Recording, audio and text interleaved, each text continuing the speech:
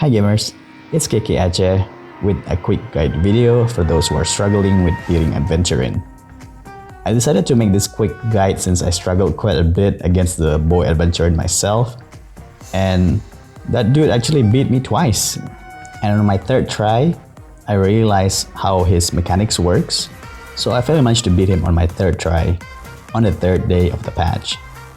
I'm hoping for this guide hopefully not only will be useful for the story fight, but also for the future when he is added as a permanent challenge in the Simulated Universe or Memory of Chaos. First, let's talk about the party composition. For the first party member, it is recommended for you to have a healer that can cleanse or have a very high effect resistance, since the Aventurine can cause imprisonment and he will spam it on his second phase. Ho is perfect for this, but if you don't have her, you can put Natasha or Lynx as a substitute, with Natasha might be preferred for her physical element is being good against Aventurine.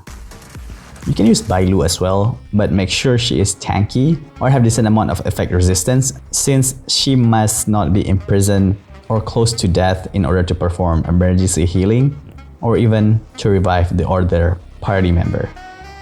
Locha is alright, but riskier to play since if he can't clear the bad mechanics of Aventurine and the healing field is not up, Aventurine might sweep your whole team. So you need to be very careful if you bring Locha.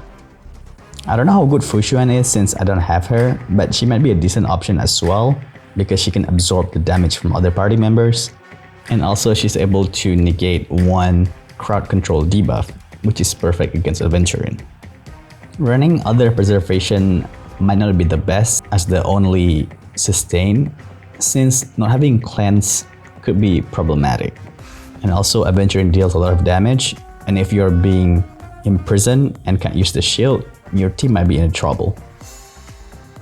The second team member should be your damage dealer, and your damage dealer must be able to deal an AoE damage either through skill or ultimate in order to clear the bad mechanics safely, and having AoE skill is preferred. So the Han unit is not recommended since they can't clear the bad mechanics consistently. A good party member will be Clara, Argenti, Kafka, Acheron, Serval, Destruction Trailblazer, or Jing Liu. For the third party member, it's a bit more flexible. Either have another DPS or you can have another sub DPS with utility that is also able to deal AoE damage.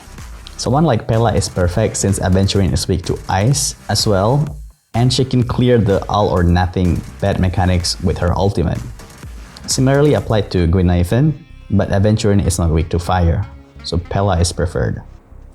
If you're bringing Kafka trying to fight Aventurine with Dot team, try to bring Serval as well since they work together very well, and Serval can easily clear the bad mechanics. And the fourth party member should be a tanky support, the one that doesn't rely on attack stats in order to provide support to your team. Ruanime is perfect for this since she is ice element and also doesn't rely on attack stats. Bronya and Sparkle is pretty good as well. They are decently tanky and also can help your sub DPS to clear the bad mechanics by moving them again, provided that they are slower than the sub DPS.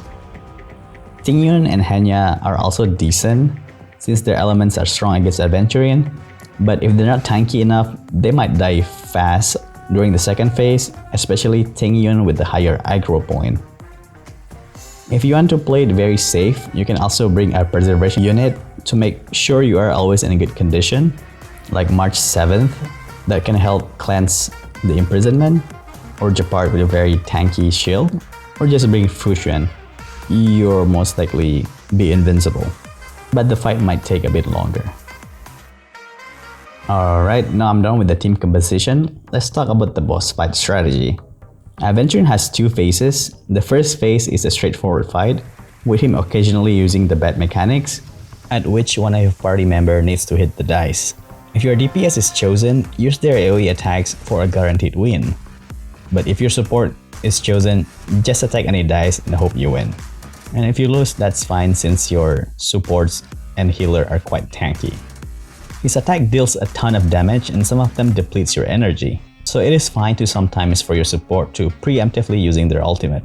Just make sure to keep your units in a good amount of health, since sometimes his multi-hitting attack can attack the same target so many times, and he might end up killing your DPS. But the second phase is when the fight becomes very tough, especially if you don't bring the right team. Most of his attacks are the same, but now instead of gambling with one character, everyone in your team must participate. When this happens, don't bother attacking the dice with your healer and support, since most likely they're going to lose. If you have enough skill points for your DPS and sub DPS to deal AoE damage, make sure the healer heals everyone to full and support do their buffs instead, since once again, you're most likely going to lose the bet anyway. As for the DPS during this all or nothing, make sure to use their AoE attack and don't be afraid to use the ultimate, since if you win the bet, your ultimate will be up again anyway.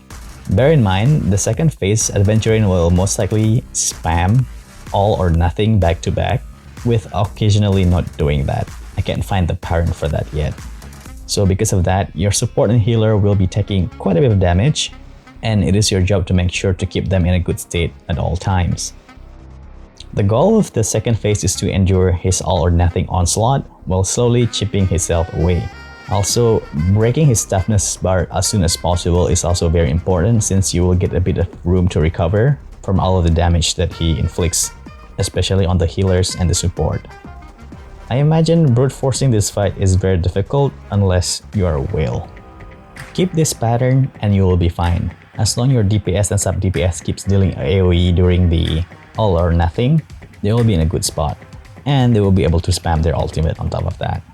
You just need to make sure that their health is always in a good condition when Aventurine deals damage on them. Alright, that's a quick guide to fight 10 Stonehearts Aventurine. I hope it helped those who struggle against our favorite bro of 2.1 here. And if any other viewers have other strategy, do post that in the comment section, and let's help our fellow Trailblazers who are struggling with the game together. I would say he's one of the hardest enemy to date, along with Sam, due to their unique mechanics. And I'm also planning to make a enemy analysis video, just like how I did it with Sam. So those who actually enjoy that one particular video, look forward to that as well. If you like what you hear, do leave a like and subscribe to my channel, as I make Honkai Star Rail content regularly, be there discussion, analysis, showcase, and occasional guide or tips video that other content creators don't make. Until the next video, stay sharp gamers.